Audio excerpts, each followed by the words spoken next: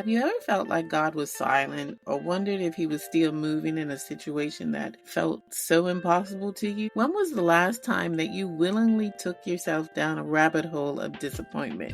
Y'all, mine was last night.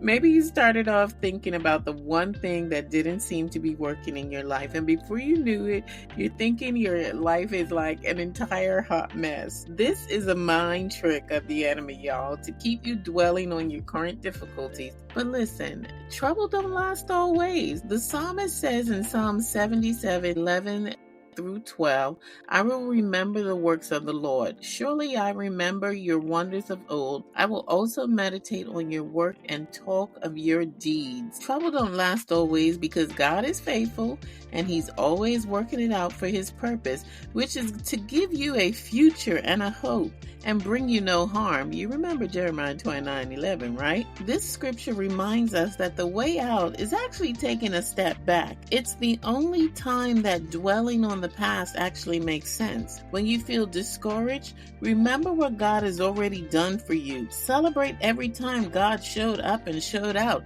And if you can't remember what he's done for you, remember what he's done for other people in your life.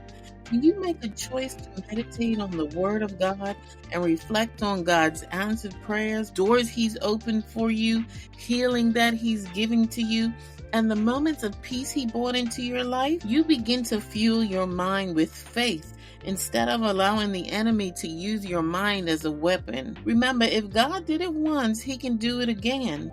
It may look and feel different, but you can count on God to make a way out of no way. Thanks for joining me for another 1 Minute on Purpose.